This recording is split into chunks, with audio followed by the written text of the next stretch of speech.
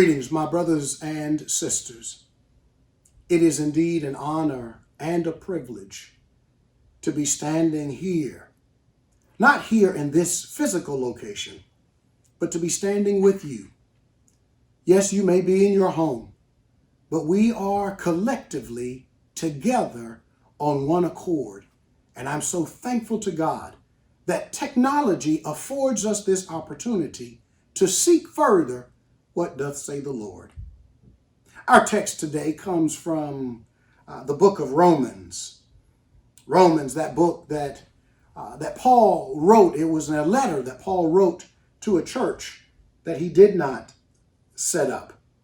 And it is the only church that he wrote a letter to that we can include in Scripture that Paul never set up. Romans chapter 8, verse 18 says this, "For I consider that the sufferings of this present time are not worthy to be compared with the glory which shall be revealed in us." One more time. "For I consider that the sufferings of this present time are not worthy to be compared with the glory which shall be revealed in us." I want to put a tag on this text, if you will, for just a few minutes. Wait for it. Wait for it. I don't feel no ways tired. I've come too far from where I started from. Nobody told me the road would be easy. I don't believe he brought me this far to leave me. My brothers and sisters, even in this space, in this time, I don't believe he brought us this far just to leave us. Our text today, Romans 8, chapter 18, reminds us that suffering in this life is inevitable.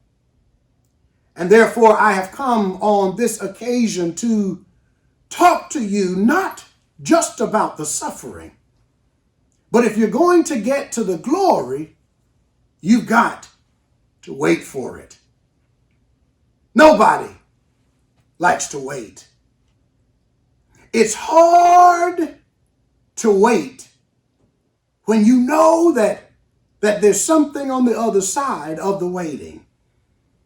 For many of us, waiting time sounds too much, and it feels too much like wasted time. Why wait in most cases when you can get what you want quick, fast, and in a hurry? I recall my days of living in New York City, and one of the conveniences, the great conveniences of New York City is that almost anything you want within reason, you can have on your front doorstep, and it's just a click away, a text away, a phone call away, and it's right there. But I need you to know that that's not all that life is made up of. You see, we can't always get things right away. Some things, it takes time. There are some things that Amazon Prime can't deliver to you tomorrow. You see, waiting is one of those things that pushes us right to the brink of our sanity. Most of us we don't even mind going to the doctor's office, but what we do mind is the waiting room. Nobody wants to wait. And I'm oftentimes guilty, my brothers and sisters, of speaking to couples in premarital counseling and explaining to them how waiting is a critical part of their relationship. And it always comes up when we talk about communication. For you see, oftentimes when there is a disagreement, it is not a disagreement on talking. There's always a disagreement on who's listening. But I'm here to tell you that especially for young couples, for couples about to take that leap, I need you to know that listening is not the opposite of talking. I'm about to give somebody a gift right here at the beginning of this sermon, because listening is not the opposite of talking. Waiting is the opposite of talking. What are you talking about, Bloodsaw? Well, we're guilty because when we are in a back and forth discussion, we don't want to wait. We don't want to listen to what the other person is saying. We're just waiting. We wait for them to finish before we can jump in and say that which we always wanted to say from the beginning. And oftentimes we waited rather than listening, and our response has nothing to do with getting to the resolution of the issue at hand. It is merely an attempt by us to speak that which we wanted to speak from the beginning. Listening is not the opposite of talking. Waiting is. I believe, my brothers and sisters, that Paul has something for us in this season of waiting. He has something for us when we are impatient and we don't want to wait, but I know that you know that God has something for you, and what God has for you, you're going to have to wait for it. You see, in this present time, believing Christians are falling by the wayside in droves. Too many Christians are walking around with our heads hanging down. Too many pastors walking around with their heads hanging down, singing the blues because this, but I need you to know that this ought not to surprise those who believe. This behavior that is being exhibited by so many who have lost hope, because Romans 15:4 reminds us, for whatever things were written before were written for our learning, that we through the patience and comfort of the scriptures might have hope. Surely nobody would have chosen to come this way in this season. Nobody would have chosen to have to deal with the consequences of this deadly health crisis. But since we're here in this space, since this situation does appear to be out of our control, it is time for us as Christians to practice what we preach. It's time for us as Christians to practice what we've been doing on Sunday mornings.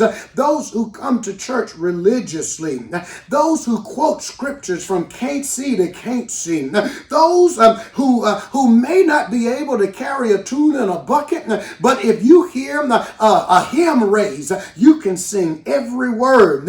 It's time for us to put what we've been rehearsing on Sunday mornings into practice.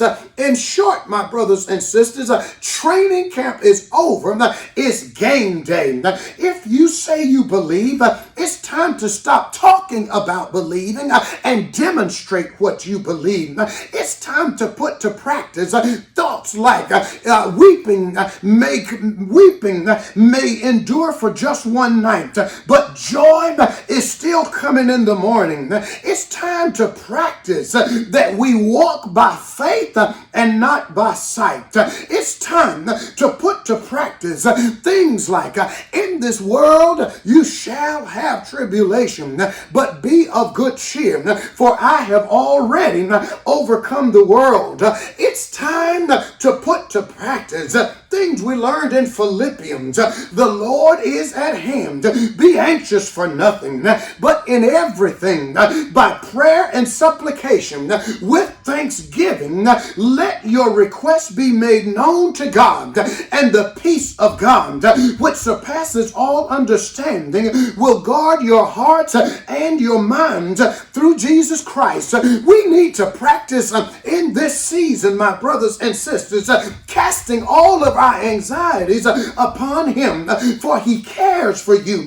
Don't just collect scriptures and store them up in the attic of your mind, but you need to let those scriptures seep down into your heart, down so that you can grasp them, down so you can speak a word of truth, a word of righteousness, a word of victory into somebody's life who's lost hope. You need to know that in times like these, that God's word is the sword of the Spirit. Don't quote what you won't live.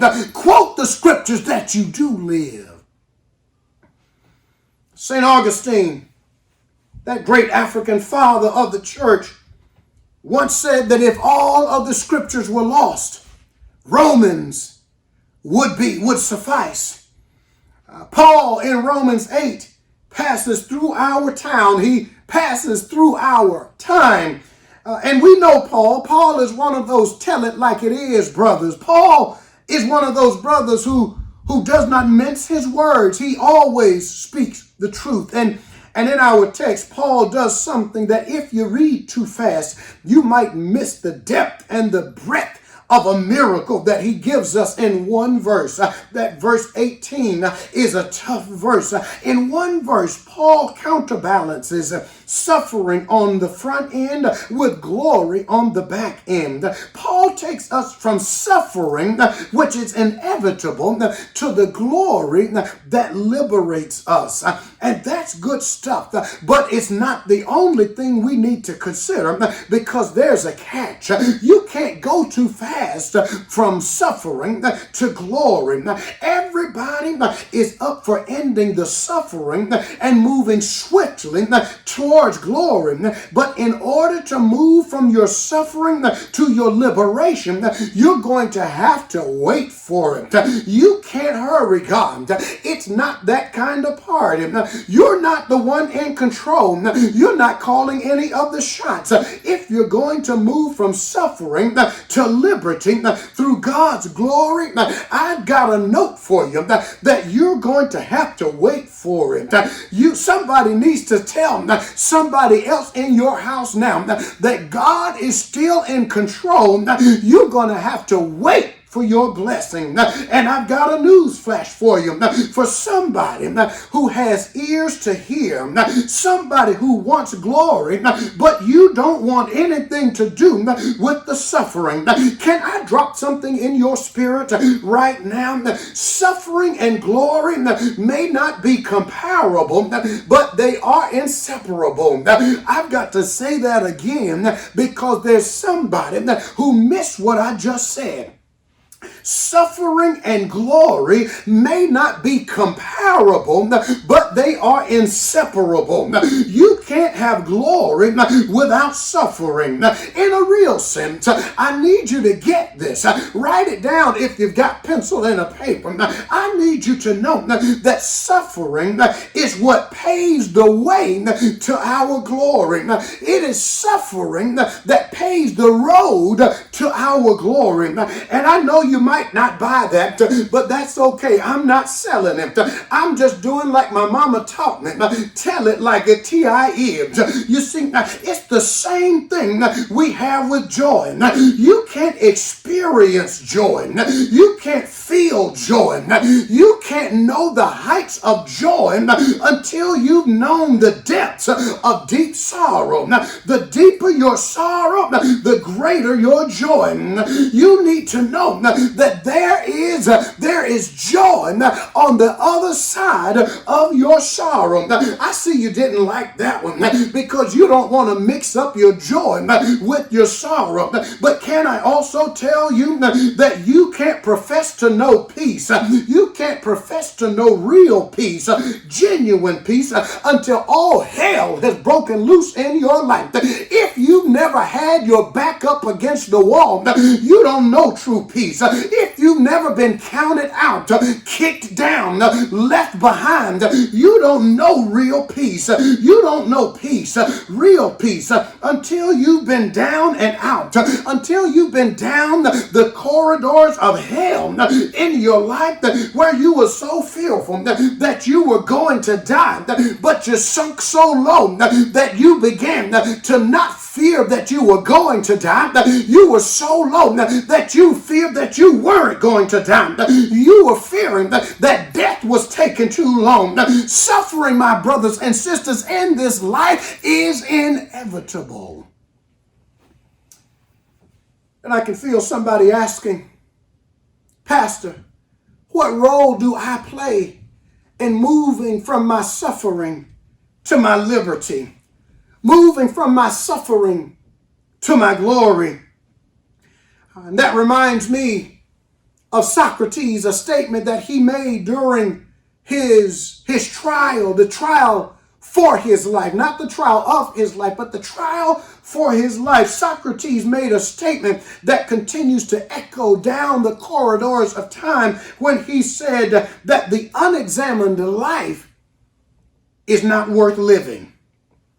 And that's why I love what Paul helps us out with right here. Paul helps us to examine our own lives. And he helps us by, when he begins verse 18 by saying, for I consider that the sufferings, I want to stop right with suffering, and I want you to hone in on for I consider. That phrase right there, there is going to have to be some heavy consideration, some heavy examination in order for us to be able to recognize the hand of God moving in this world. You see, considering the way Paul is using it is not merely moving from a consideration of this on one hand and a consideration of that on the other. No, when Paul says that he considers the suffering, what he means is that there has been some deep thought on his behalf, some depth in his pondering. He's not just snorkeling on the top of the ocean. Paul has strapped on an oxygen tank, and Paul has ventured beneath the surface to see what the bottom of the ocean in this text has for us. Paul is mentally weighing the evidence at hand. The evidence is what paints a picture of the why behind the suffering. And I know nobody wants to suffer, but there's suffering in every life. There is no way that you can live your life and not suffer. So I need to help you. I want to show you that there's something behind your suffering. And I know there are some Bible scholars who are already ahead of me. And you know, in order to know where Paul is coming from in Romans chapter 8, verse 18, you need to know something about where Paul came from in chapter 7. You need to know that you can hit the rewind button and just flip the page back over so you can see that in chapter 7, Paul tells us something. Paul makes a confession. He says, for the good that I would do, I don't do, but the evil that I shouldn't do, I always do. Paul tells us that in his heart, in his mind, he serves the law of God, but in his flesh, he can't help but serve the law of sin. And I know that's just Paul, because church folk are holy folk. Church folk always obey the law of God. Church folk always do just what God says, because church folk get up in the morning with the Lord stayed on our minds, and we lay down at night with the prayers of thanksgiving ruminating and marinating in our spirits.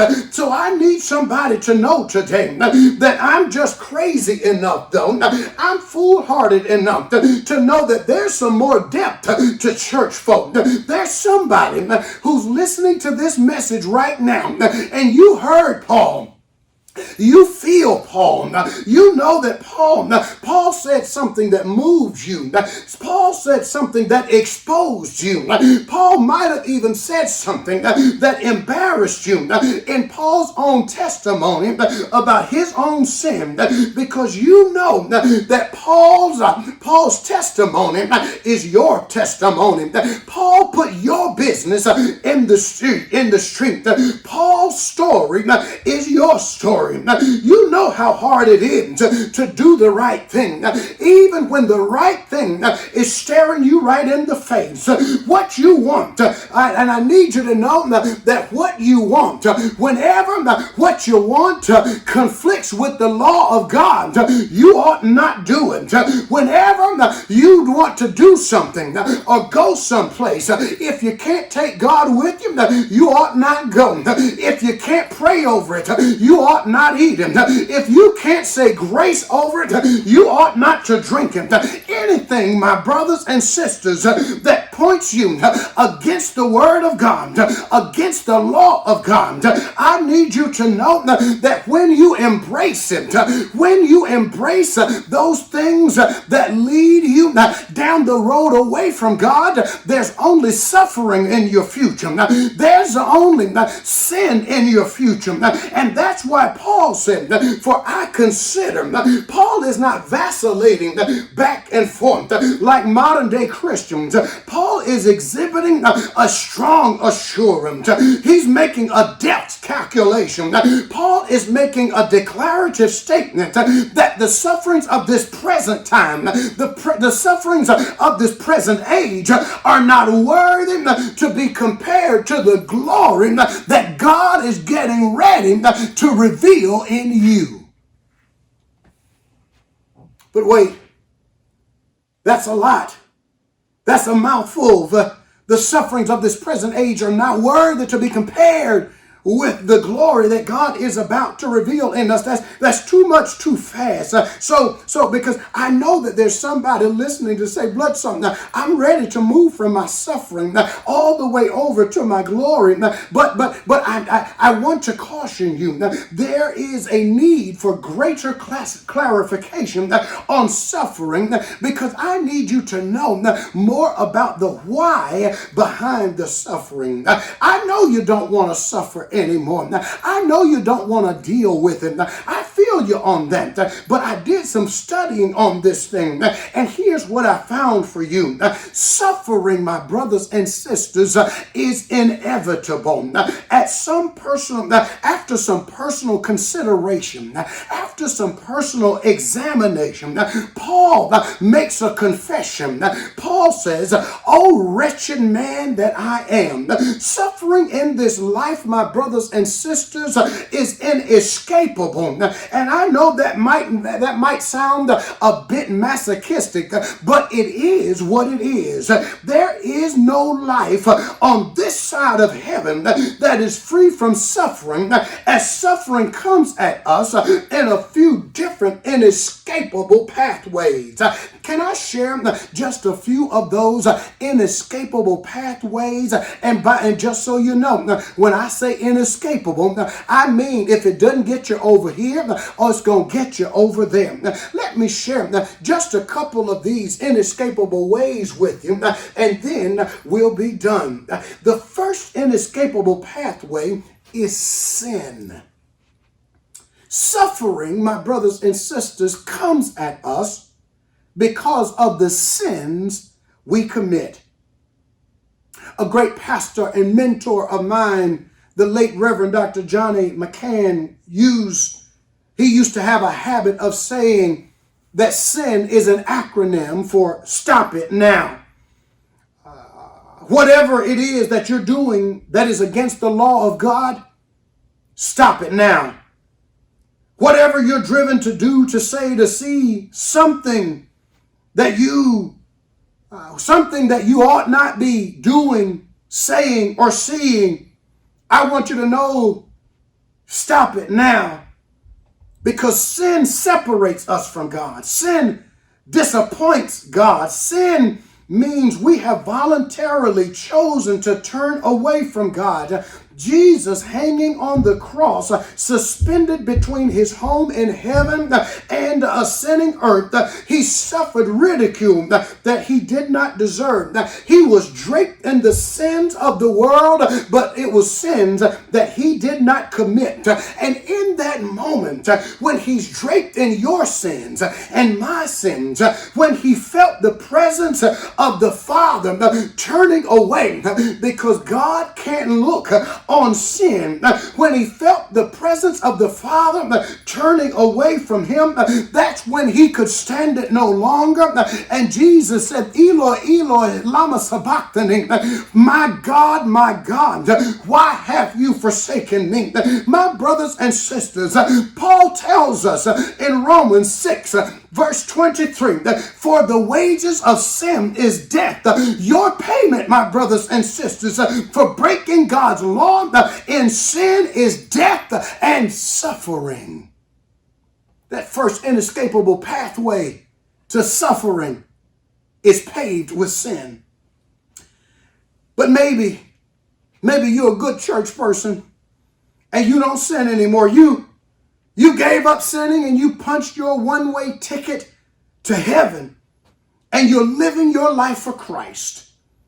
Be careful walking through that door, my brothers and sisters, because there's also suffering for Christ's sake. You will suffer for Christ's sake, no two ways about it. You see, when you decide that you're going to live for Christ's sake, don't be mistaken thinking that now that you turned your life over to Christ, you're on easy street.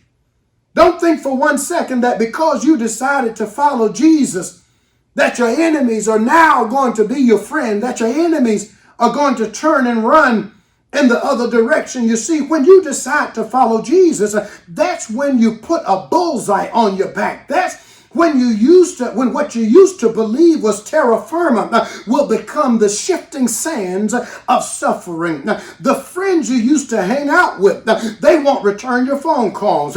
Places you used to go and the things you used to do just won't be the same anymore. The withdrawal syndromes that are sure to come, you will suffer in that moment. It will be a constant reminder to you that something changed in your life. And where there used to be sunshine, it's going to start to look cloudy. I'm not sure how the story got twisted, but there is a disconnect, my brothers and sisters, when we think about living for Christ, because I just remember that Jesus and those who say they want to be like him, that Jesus and those who want to walk in his shoes, there is a disconnect there. You see, Jesus had nails in his hands and in his feet, but most Christians today have a manicure and a pedicure. When you decide that you want to deny yourself, take up the cross and follow him, your heels, my brothers and sisters, will get higher. Friends will turn around and walk away. Troubles will be more terrifying. Your problems will get more perplexing. You will suffer for the sake of your Savior, and that just means that suffering is inevitable. Can I take it another step? I won't be much longer, but if you've cleared the hurdles of suffering because of sin and suffering for the sake of Christ, if you cross both of those and they can't get you, there will also be suffering for being a Christian where Christ has been rejected. And you don't have to be in a Middle Eastern country where Islam is dominant to suffer for being Christian, because Christ is rejected right here in the good old US of A. And I believe I can hear the ponderings in the heart and mind of somebody watching saying, Bloodsaw, how is that? Well, it's really not that complicated. You see, we live in a time and a place. Check what Paul said right there in verse 18. The sufferings of this present age, the sufferings of this present time. We live in a time and a place where Christ has been misappropriated by those who seek to replace him. And I also know there's somebody right now, you're getting a little on edge in your seat, wherever you might be sitting, because you're asking, Bloodsaw, where are you going with this? That's a narrow one-way street that you're driving down. But you see, there are those who would have you to believe that Jesus walked around with his own theme music and 12 praise dancers. They'll have you believe that those praise dancers were dancing to the music and to the melody of Silent Night, Holy Night, all is calm, all is bright. But that's the fairy tale life of Jesus. That's the warm and fuzzy side. That's the Christmas story. I stopped by to tell you that's a misappropriation of Jesus. That's stealing Jesus and replacing Jesus with a meek and mild idol who can be used when you need him and put back on a closet shelf when you want to do what you want to do. My brothers and sisters, we can't put Jesus in a box and pull him out when it fits our agenda. Jesus showed up and rocked the establishment. Jesus kicked over the tables of businessmen who took advantage of the poor, businessmen who took advantage of the downtrodden, businessmen who took advantage of those who were weary, worn, and wounded. Jesus didn't say, blessed are the peacekeepers. I know that's what we read when we read the Sermon on the Mount. Jesus said, blessed are the peacemakers. And you see, there's a difference between keeping the peace and making the peace. Keeping peace maintains the status quo. Keeping peace means that those who are on the top are always going to be on top. Keeping peace means that the rich get richer and the poor get poorer. Keeping peace means oppressing God's children, but making peace is different. Making peace ain't never been easy.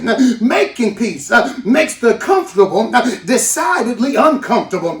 Making peace means there's some folk who are comfortable, who have to get up off your rusty dusty and go help somebody, go do something for somebody.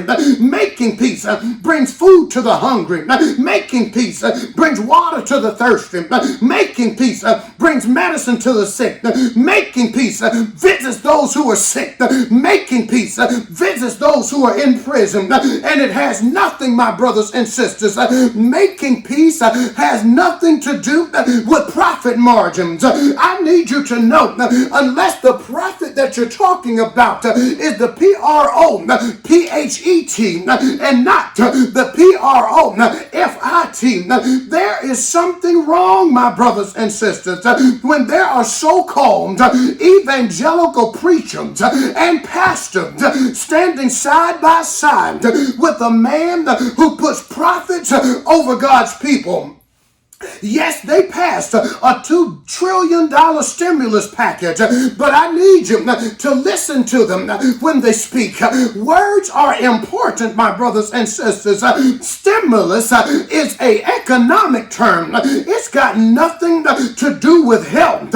We have a health crisis, and our president, a poor bad businessman, to be certain, who is concerned more about the health of the economy than he is about the health of the people. More people are dying every day, and all he can think about is getting businesses back up and running. All he can think about is getting up so that companies can go back to doing work. I understand what you're talking about then, but who's going to run the companies if everybody's dying? Who's going to use their products if people can't get well? Rather than focusing on restarting the economy, how about restarting and focusing on testing every American to find out just who has the virus now, so that we can stop playing the squalid game of hide and seek with COVID-19, where the only thing we know for sure is that things are going to get worse before they get better. It appears, my brothers and sisters, systems, that the capitalistic approach to medicine is exposing a profit-driven motive that says we'd rather treat the symptoms rather than finding a cure. I believe it was Chris Rock back in the 90s who told us that there is no money in the cure. The profits are in the treatment. The profits are in leaving the people sick. The profits are in doing nothing about the problem itself, but lining the fat cat's pocket. Keep your stimulus package and test everybody in the country so we can stop the disease, so we can heal the country, and then we can get the businesses back. Yes, there is suffering in being Christian. A true Christian, my brothers and sisters, does not go along to get along. We speak truth to power.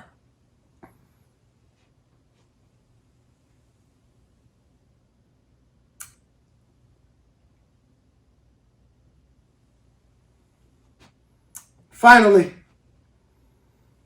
you will suffer. Yes, because of sin, you will suffer. For Christ's sake, you will suffer for being Christian, where Christ is rejected. But can I bring this thing all the way home? Because maybe you didn't fall into any of those categories yet. I need you to know that you will suffer because the world we live in is imperfect. I got a news flash for somebody. Evil is real. Trouble is real. Satan is real. Hell is real. Christians specialize, my brothers and sisters, in unanswerable questions. Why do bad things happen to good people? We specialize in asking questions like, why do good things always seem to happen to bad people? There are no readily satisfactory answers to these questions because whatever the answer is, it's not good enough. Unless, that is, you're ready, willing, and able to wait for it.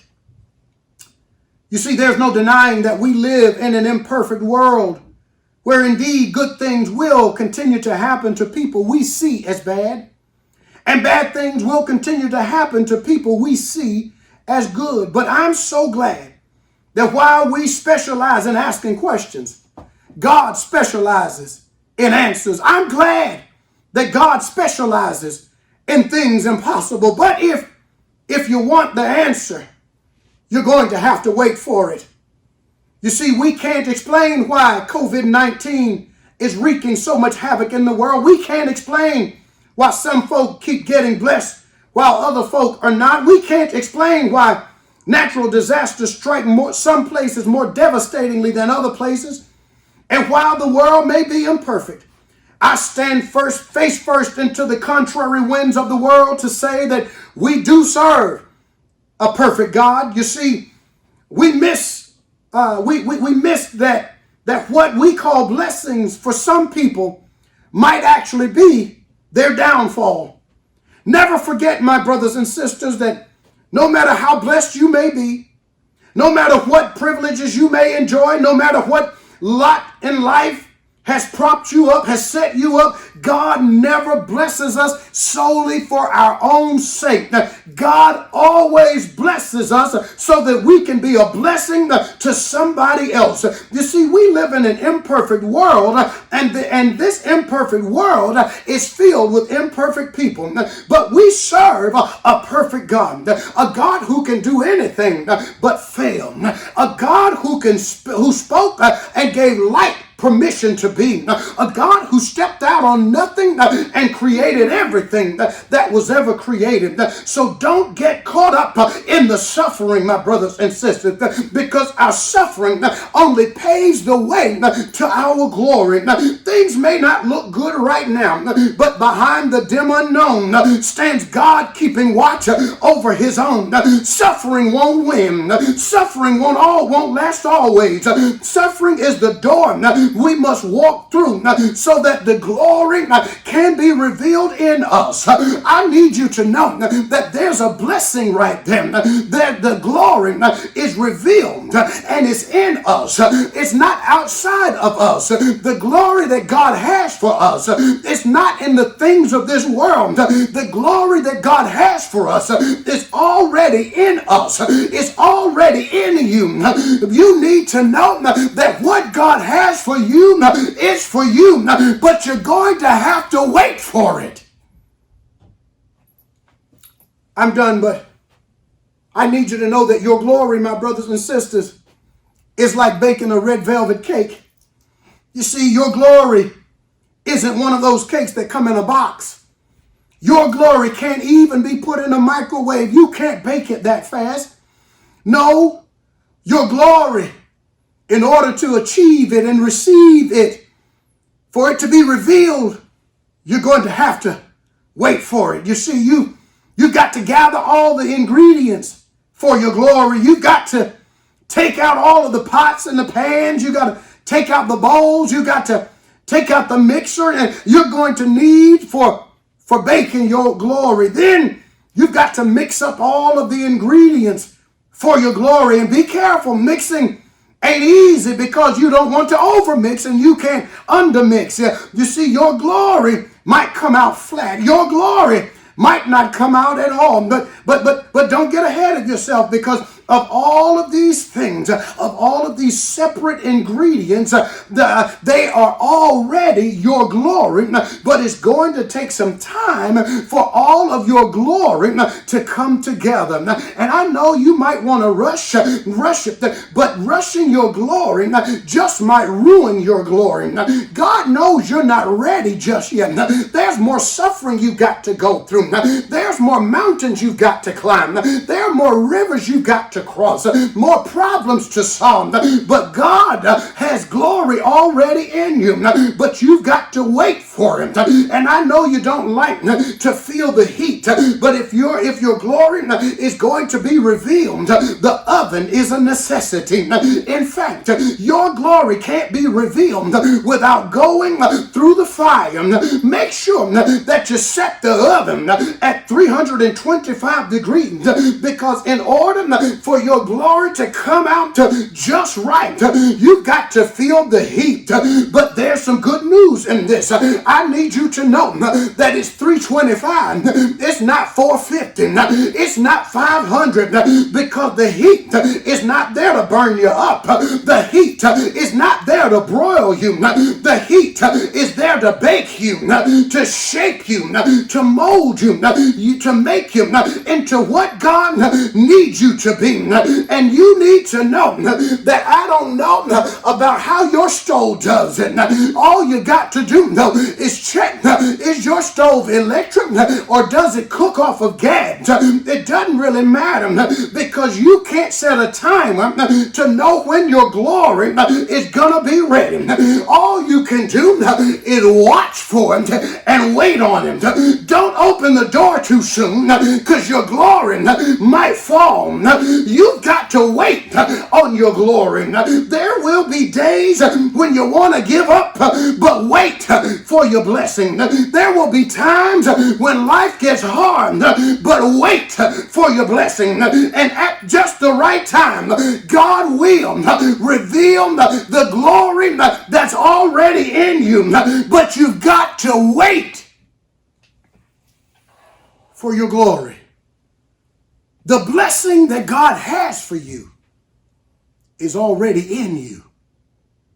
To God be the glory for the great things he has done. Wait for it.